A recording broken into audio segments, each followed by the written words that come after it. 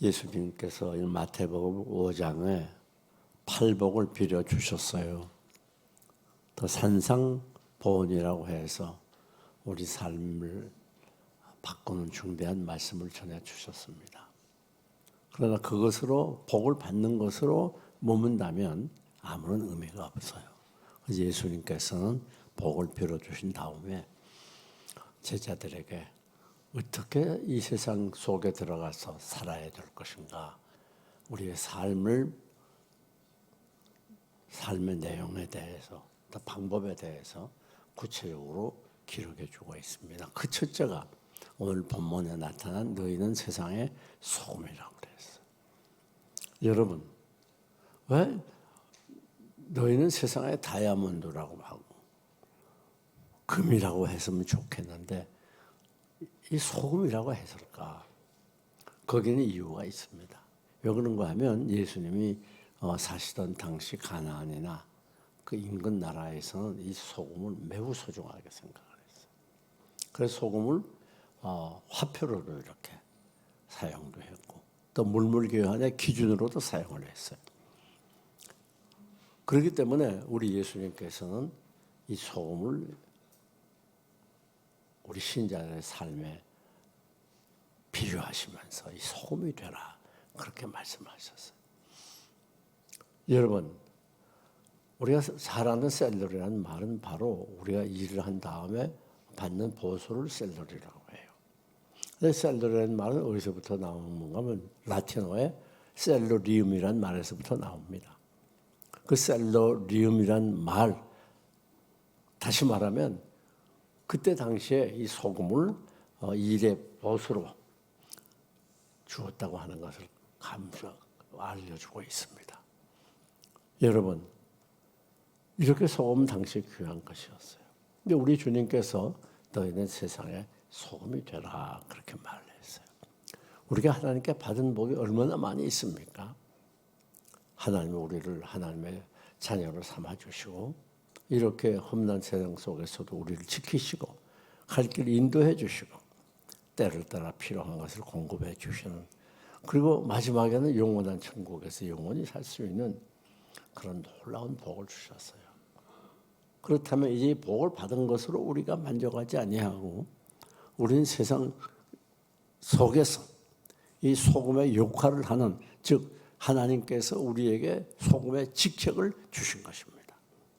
이 성경을 보게 되면 소금에 대해서 여러 가지로 기록을 해 놓았어요. 그 첫째는 맛을 내는 것입니다. 소금은 어디 가나 맛을 내는 데 사용하는 것이에요. 두 번째는 하나님께 제물을 드리게 될 때 그 제물에 사용하는 거예요. 그 소금은 제물을 드릴 때 필수적인 요소가 됐습니다. 더욱이 소금은 하나님께 제사 드릴 때 향을 사용했는데 그 향 재료가 되기도 했어요. 그다음에 네 번째, 이 소금은 갓난 아이들 몸에 뿌리기도 했어요. 즉 정결케 하기 위해서. 그다음에 다섯 번째, 이 소금은 아비멜렉이 세겜성을 정복하고 세겜에 있는 사람들을 다 죽였습니다. 그리고 소금을 뿌렸다 그랬어요. 그것은 저주를 의미하는 거예요. 그다음 여섯 번째, 소금은 언약의 소금이라, 즉 언약할 때 사용을 했어요. 언약이란 말은 우리말로 쉽게 표현하면 계약이란 말이에요. 그 소금의 불변성, 순결성, 또 소금의 충성을 의미하는 것으로서의 사용을 했습니다. 다음에는 이 소금은 심판을 의미하기도 했어요. 뿐만 아니라 마지막에 소금은 골로새 4장 6절에 있는 대로 너희가 말할 때 소금으로 고르게 한 것 같이 하라. 그래, 이 말이 무슨 말인가 하면 은혜롭고 덕이 되고 긍정적인 말을 할 때 소금으로 그렇게 이야기도 했습니다.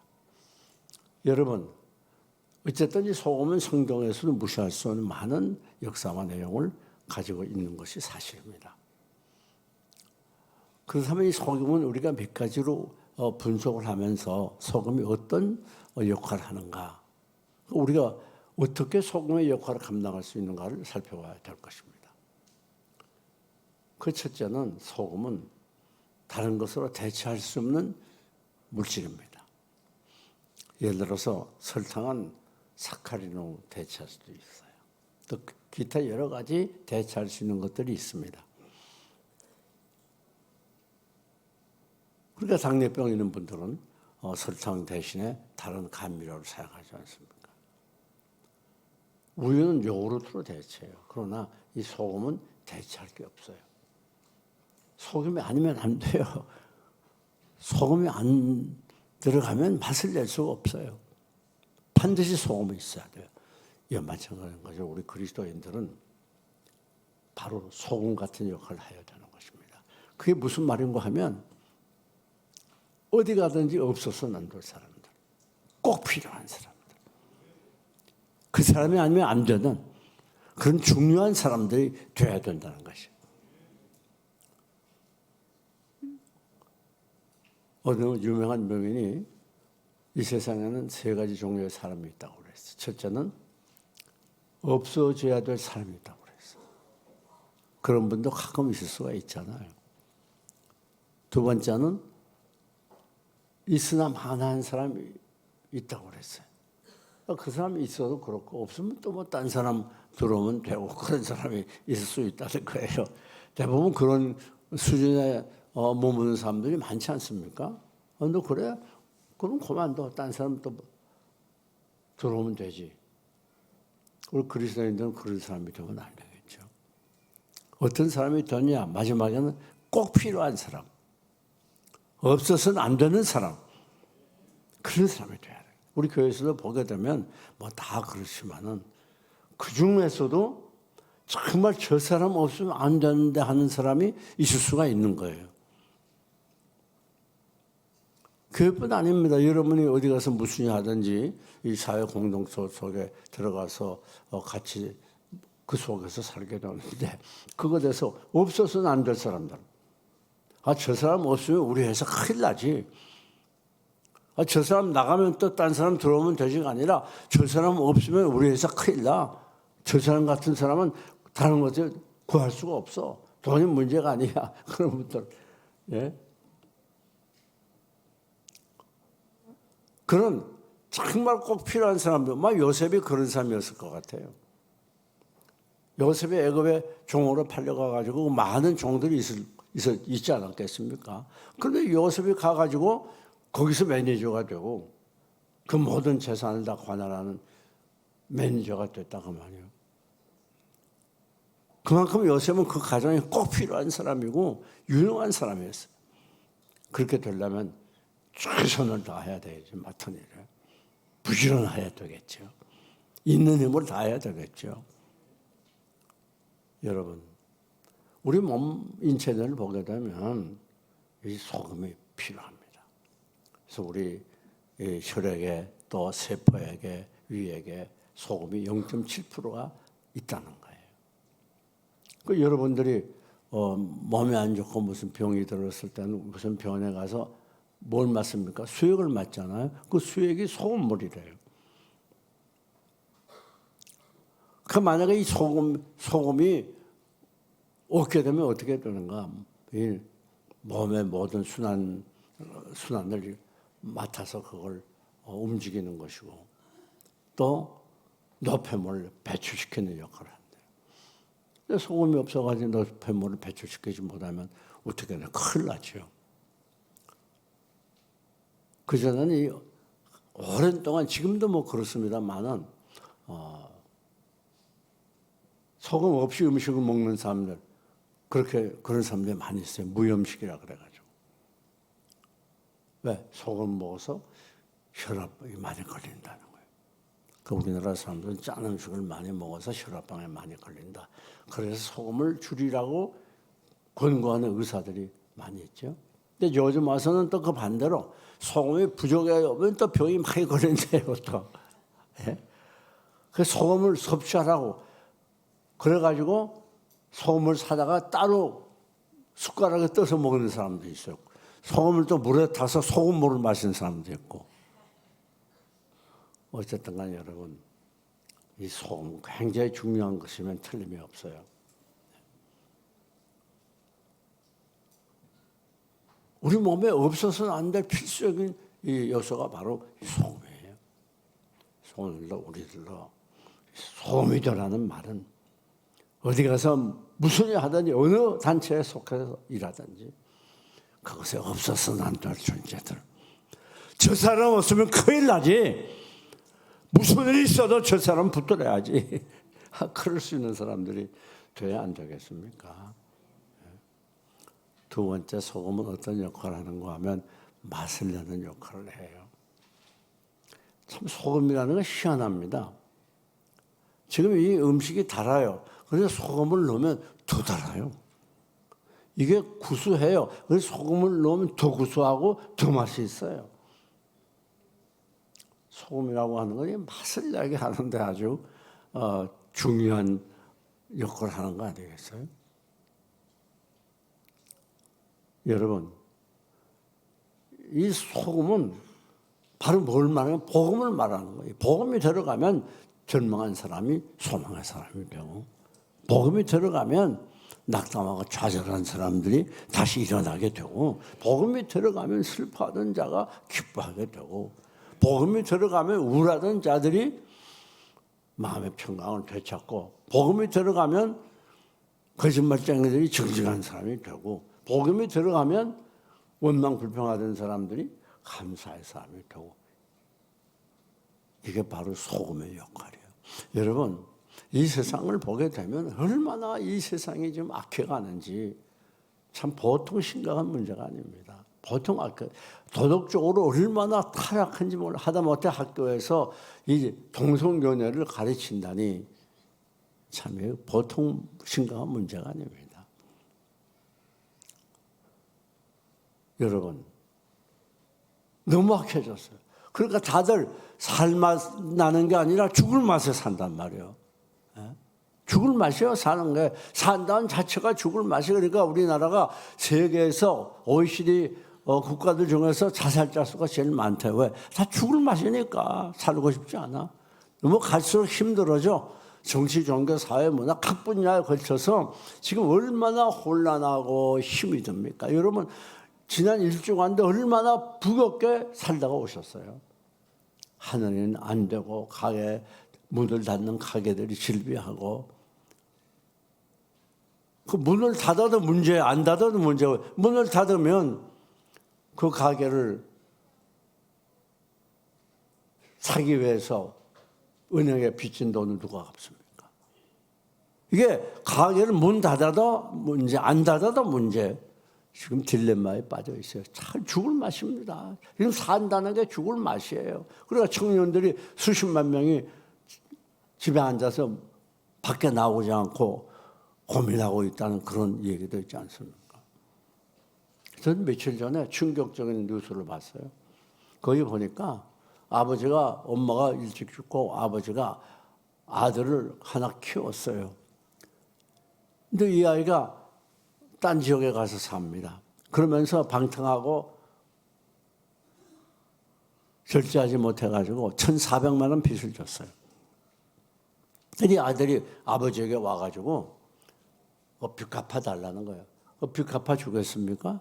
안 갚아줬거든요. 그러니까 아버지를 죽이고 그 집을 뺏으려고 그 친구들 몇 명 데려갔어요. 거기 또 아주 어린 여학생들도 있더라고요. 어린 여자아이들도 있더라고요. 그 2명. 그걸 뭐라고 유혹했는가 하면, 자, 집 팔아가지고 자동차 사주겠다고. 이렇게 유혹해가지고 집에 갔어요. 집에 가니까 아빠가 아들이 왔으니까 문을 열어줬단 말이에요. 그러니까 그 아들이 뒤에서 아빠 팔을 잡고 빨리 해. 그러가 죽여가지고 그 시신을 유기했잖아요. 참 큰 충격 받았어요. 큰 충격 받았어요. 이거 어떻게 이 나라가 이렇게까지 됐는지. 여러분, 다 죽을 맛입니다. 죽을 맛이에요. 살고 싶지 않아요. 이렇게 사는 것보다 죽는 게 낫지. 그러면서 어쩔 수 없이 살아가는 사람들이 얼마나 많나 말이에요. 근데 우리가 그리스도인으로 소금의 역할을 한다는 건 죽을 맛 때문에, 인생의 쓴맛 때문에 생을 포기하고 싶고 힘들어하는 사람들에게 살맛을 줘야 된다는 말입니다. 우리가 만나는 사람마다 살맛이 나게 해야 되는 거예요. 네. 내가 속하는 공동체에서 그들에게 살맛을 주는, 그래서 그들이 다시 힘을 얻고 일어나는, 그리고 용기를 얻고 앞으로 향해 나가는, 그렇게 중요한 직책이 우리 그리스도인의 직책이고, 그것이 소금의 직책이라는 말입니다.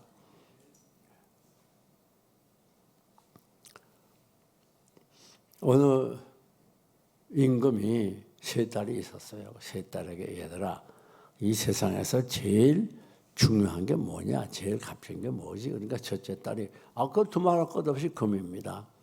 맞는 말이죠? 둘째에게 또 물었어요. 너는 뭐가 제일 중요하니? 다이아몬드죠. 그래요. 그 셋째에게, 넌 뭐가 중요하니? 예, 저는 소금이 제일 중요하다고 생각합니다. 야, 소금이 뭐 모양새도 없고 그거 맨 흔한 게 소금인데 뭐가 소금이 중요하니? 그랬어요. 그러나 셋째 딸이 주방장에 그래, 오늘 소금을 넣지 말라고. 소금을 안 넣었어요. 근데 그날 저녁 식사를 하면서 임금이, 아니 왜 오늘 이렇게 맛이 없지, 음식이? 그러니까 셋째 딸이 있다는 말이, 오늘 소금을 넣지 말라고 그랬습니다. 맞다, 네 말이 맞다. 소금이 없어야 맛이 없어. 소금이 가장 소중해.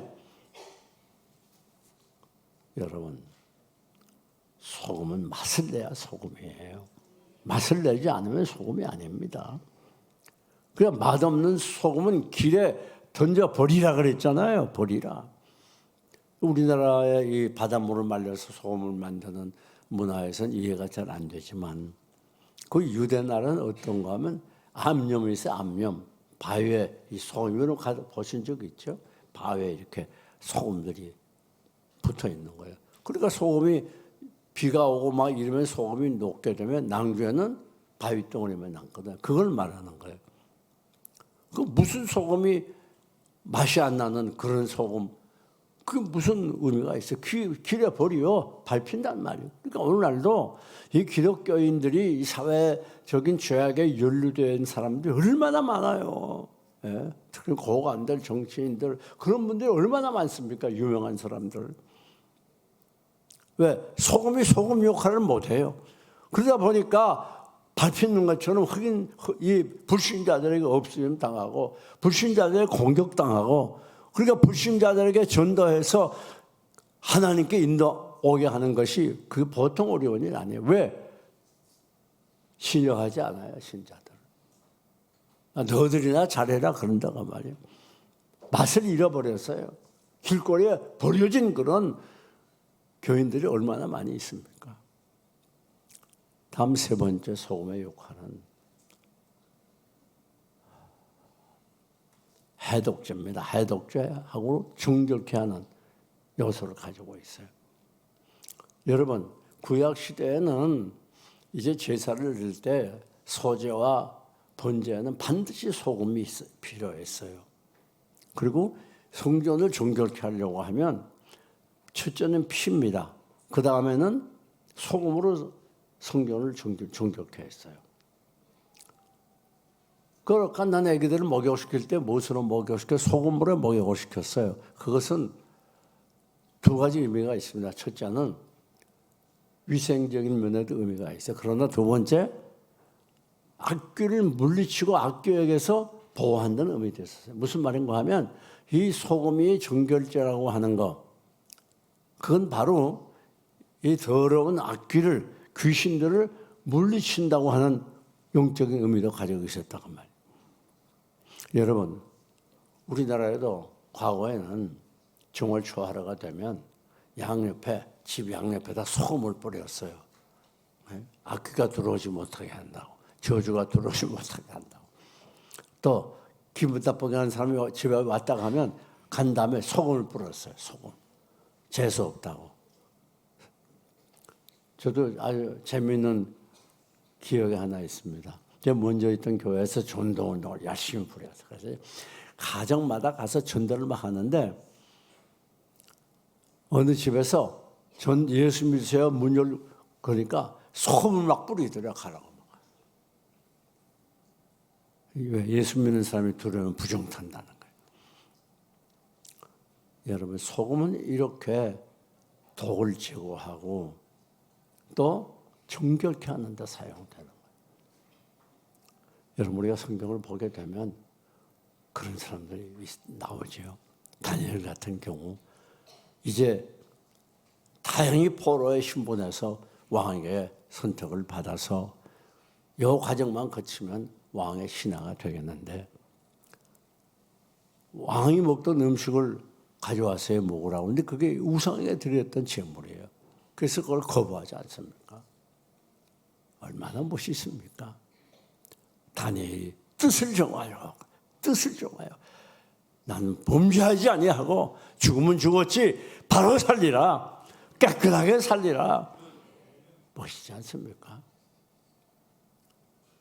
그 다니엘이 그런 믿음을 가지고 나갈 때 바벨론 멋지게 통치한 3번씩이나 국무총리를 하는 위대한 사람으로 인생을 살지 않습니까? 사드락 메삭 아벳느고도 마찬가지입니다. 우상에 절하라고 그렇게 했을 때 절하지 않았다고 풀무불에 던져 놓잖아요. 7배나 뜨거운 풀무불에. 하나님께서 우리를 저 풀무불 속에서 건져내실 것입니다. 그러나 그리 아니하실지라도 우리는 우상 앞에 절하지 않고 경배하지 않겠습니다. 멋지지 않습니까? 원래 이런 신앙의 사람들이 별로 없다는 거. 거기에 아픈 가슴을 만질 수밖에 없는 거예요. 여러분 오늘 우리는 이 세상과 타협하는 사람들이 아닙니다. 이 세상의 유혹서에 같이 파묻혀서 세상 물결과 더불어 떠내려가는 사람이 아니고 우리는 이 세상의 소금이에요. 소금은 죄를 거슬러 올라가야 됩니다. 이 세상이 더러워도 깨끗하게 살아야 됩니다. 끊어버릴 죄를 습관한 습관을 끊어버려야 됩니다. 예.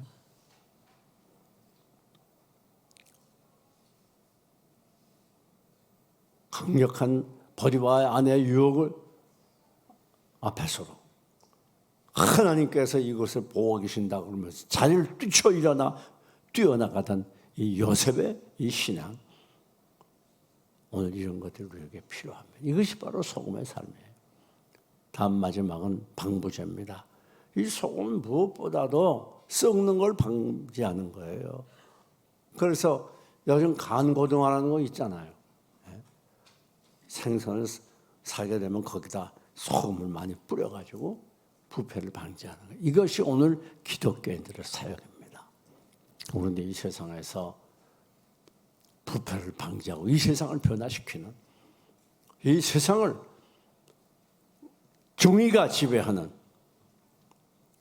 그리고 이 세상에 하나님의 역사와 통치를 받는 그런 세상이 되도록 방부제 역할을 해야 되는 여러분 저 서울 세문안교회 장로였던 이필순 장로라고 그는 완스타였어요.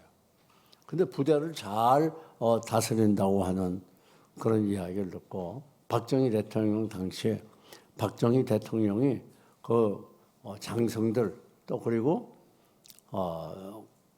장관들 초청해서 간담회를 하고요. 그런 시간이었습니다. 그런데 박정희 대통령이 누굽니까? 그때 날아가는 하늘에 새를 떨어뜨릴 만큼 권세가 대단했잖아요. 막강하지 않았습니까? 근데 여러분, 이 박정희 대통령이 술을 따라가지고 이 필순 장로 앞에 딱 준다. 이거 마셔. 잠시 정적이 흘렀습니다. 이 장로가 가만히 있더니 카카 나에게는 사이다를 주십시오. 그랬어요. 그때 국방장관이 일어나서 저 사람은 기독교인이기 때문에 술을 마시지 않습니다.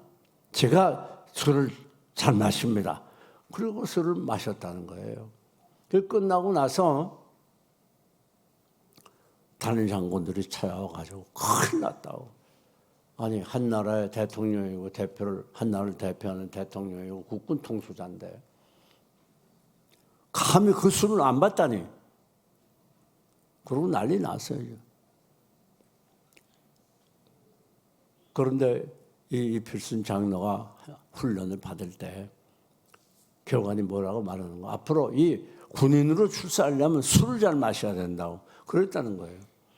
그러나 오늘까지 술 마시지 않고 이렇게 스타까지 올랐는데 앞으로도 내가 할 게 하나님이 인도하실 줄 믿는다고.